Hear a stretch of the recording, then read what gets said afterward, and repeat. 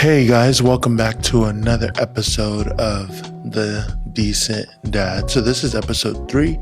I know I've been gone for a while, haven't posted. I know I don't have a huge following, so not a lot of people miss me. But I had a hard drive with the next 3 episodes actually on it. So I had 3, 4, and 5 already done.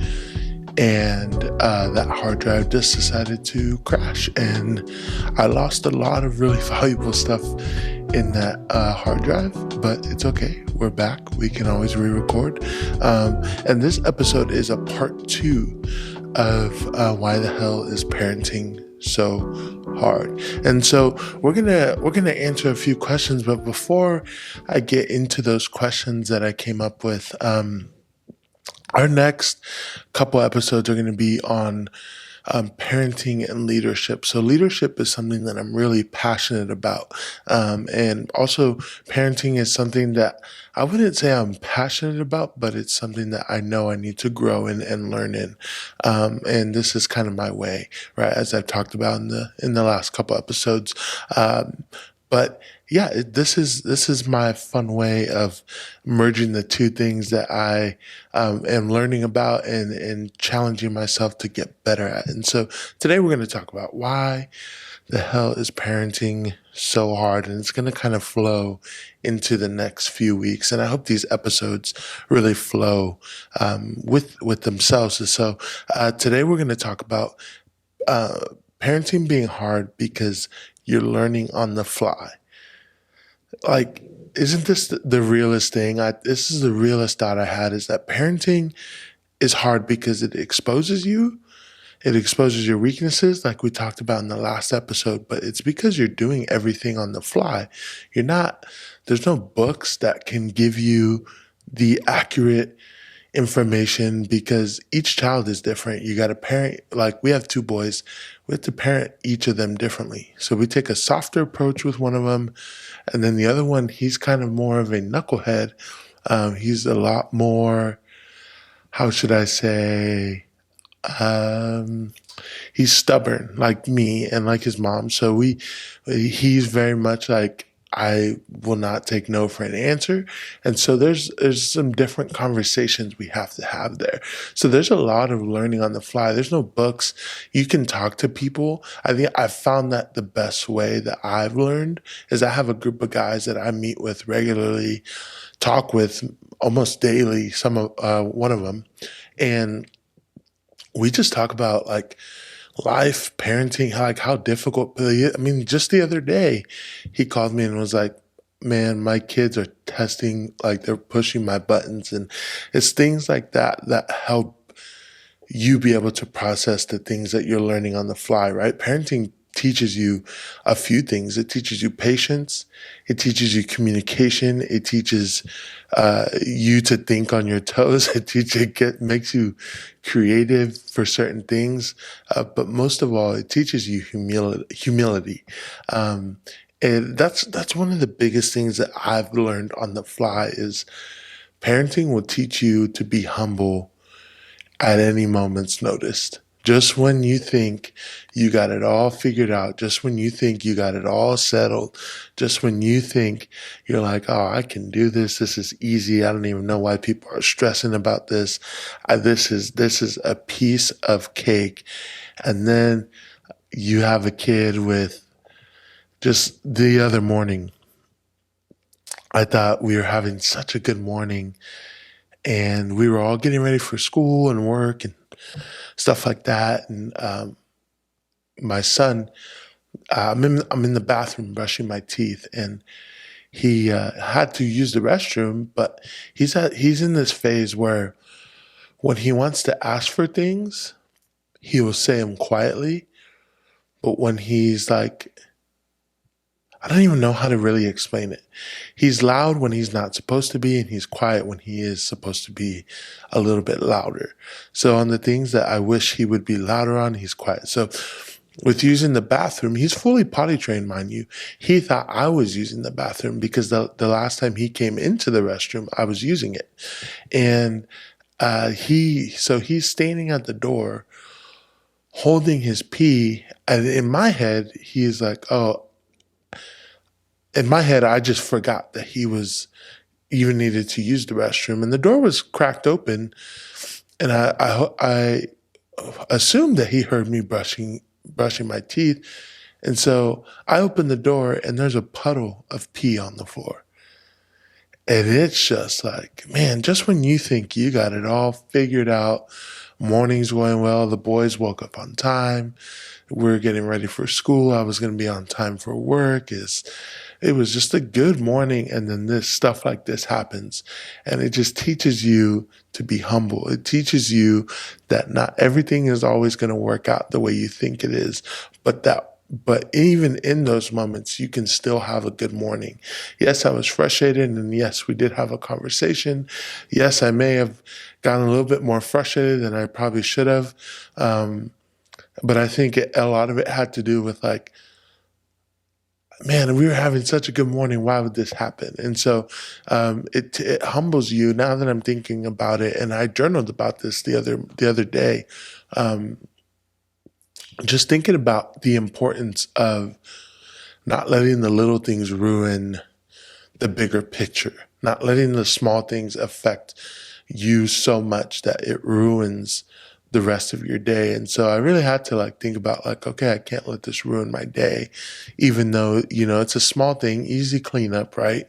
But those kinds of things remind you, okay, you don't have all this figured out. You can try to have it all figured out, but it's not going to always work out the way you want to.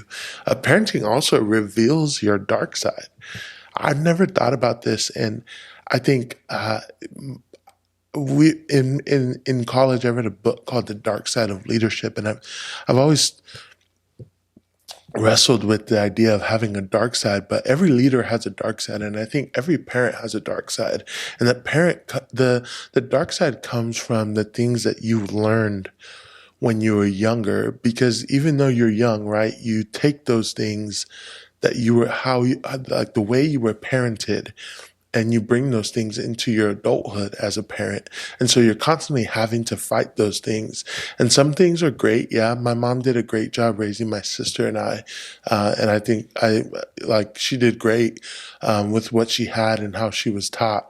But there's some things that like I've had to overcome. Like my mom yelled a lot when we were younger, and I've had to overcome not yelling. My mom was very quick to be frustrated with my sister and I, and it had a lot to do with, okay, she's a single mom working 12-hour shifts, sometimes 14 hours.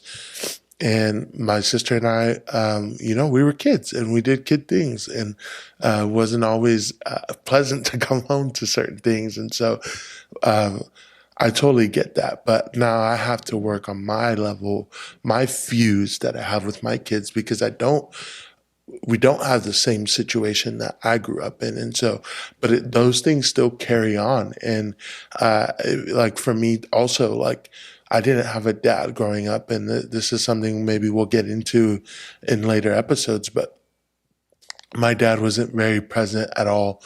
And I had to, like, I'm learning how to work on being present.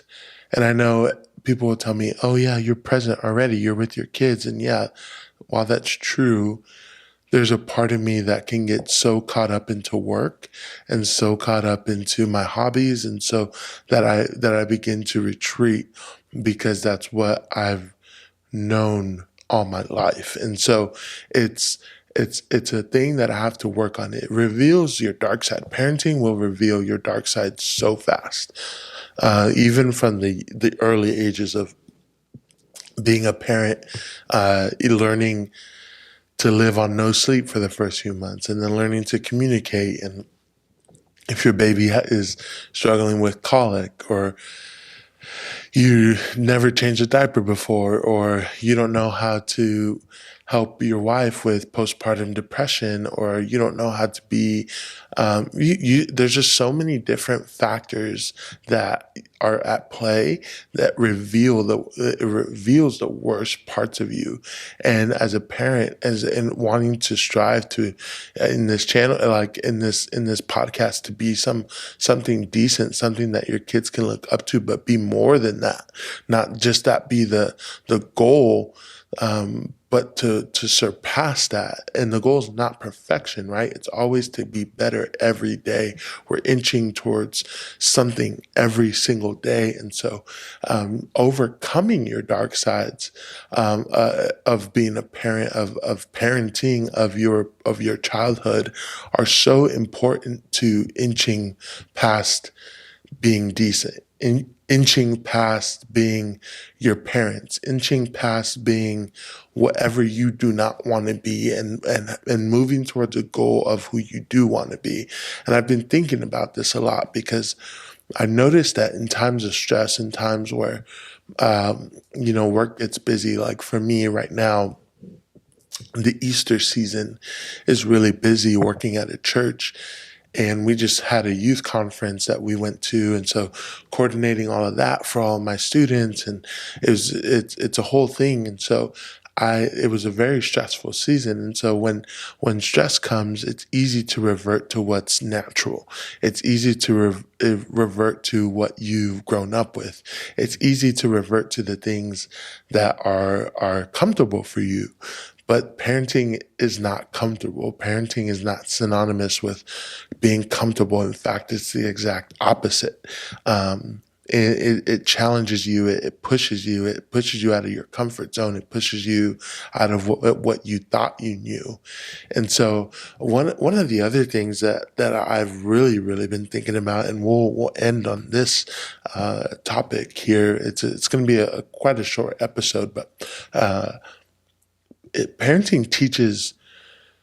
Actually, it doesn't so much teach this; it forces it. And here, let me say this: it doesn't force it in a way like, "Oh, you got to do this or else."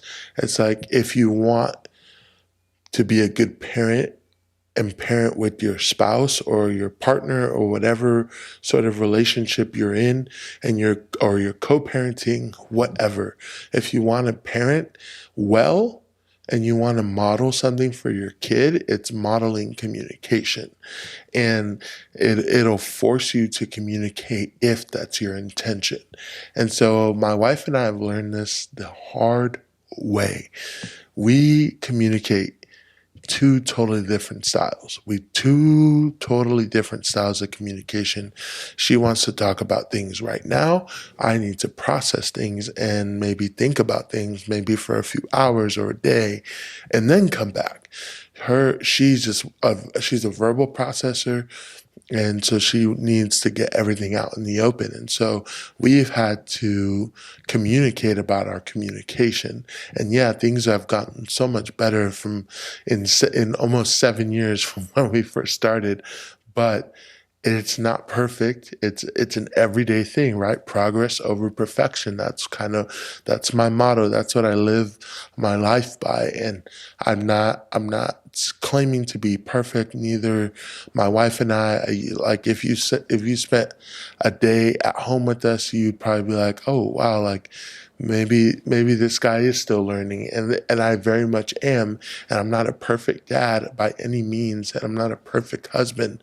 But what is different about me than my dad, is what separates me from the way I was raised, is that I've set a goal of being a certain kind of parent. I have a goal that I want to achieve, and I will do anything to meet that goal.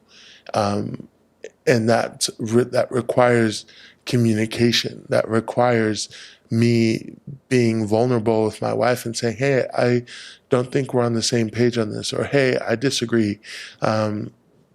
One thing we just had a disagreement about, and we'll kind of wrap up this time with that, is spanking. We've recently, in the last few months, just decided to stop spanking. And I don't necessarily agree with that decision, but I get where she's coming from. And I'm starting to come around as I've processed and done more research and maybe thought about my childhood too.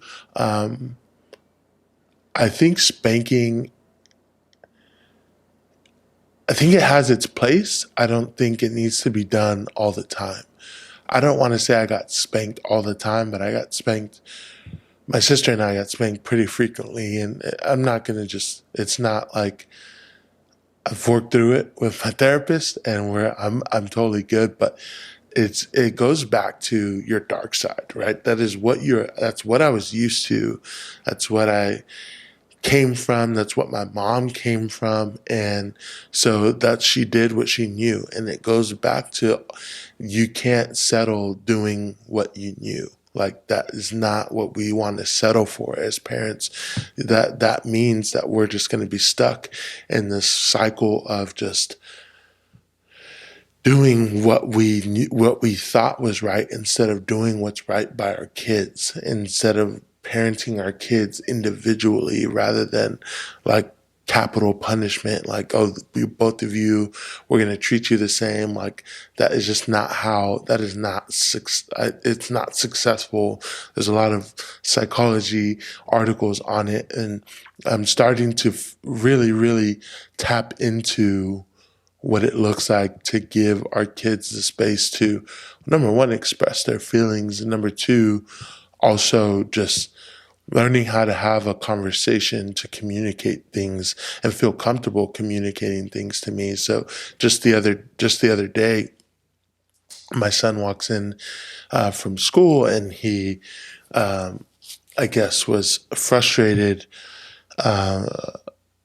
about something that happened at school. And so I was like, oh, what happened? Do you want to talk about it? And he was like, well, people were making fun of me for something, or they were making jokes. And, he's in kindergarten, so I don't know like what was said. I wasn't on the playground. And he was just like, I told them it's not nice to make fun of people. Words are meant to be nice to people. That's what he told these kids. And for me, that was a moment of just like, oh wow, like it's one of those humility moments, right? Of like, okay, that's real, and that's what I should. It did teach me something in that moment. Was, okay, number one, your kids do hear what you say, and number two, it's not like words are meant to build up, right? Words can easily tear down somebody, and they can easily ruin somebody's day. But my son, he's 5, he chose to say, okay, I know your words are not coming from a good place. Let me redirect and be like, hey, words are meant to build people up. And then he goes to a private Christian school, and I was just so proud that he stood up and said that. And I normally would have been like, old me probably would have been like, well, why didn't you punch them or say something back? Or because that's how I grew up. Like if you want to push my buttons, then you're going to find out what happens when you push the buttons. And that's just not the way. I'm not saying don't be tough and don't have tough skin and don't raise kids. I totally believe in boys being tough and having thick skin and being able to hold their own. But I also always believe, I'm a firm believer in violence not always being the answer, and not always just having to punch people back or say something back. I think, especially for me as a follower of Jesus, that's not the way that I want to raise my kids. It is a tendency that I do have, and I do think about like, oh, if he punches you, just punch him back. Like that's a no-brainer. But that's not the way of Jesus, and that's not how I want to raise our kids. So parenting is hard because it teaches you all these things on the fly, right? You learn all these things. You learn humility. You learn communication. You learn that you got to overcome your dark side. Sometimes those things take a while, or sometimes you have to do those things in the moment. But parenting is hard nonetheless, and that's why it's important to do it with people that you love, that you care, that you trust. We have really, really good friends that we trust, that we love, and we always talk about parenting together. And it's really good, and you need that in your life, especially young parents, young dads. You need that kind of support in your life. You cannot do this alone. So, like always, we are not striving for perfection. We are striving for progress. See you in the next episode where we talk about parenting and leadership.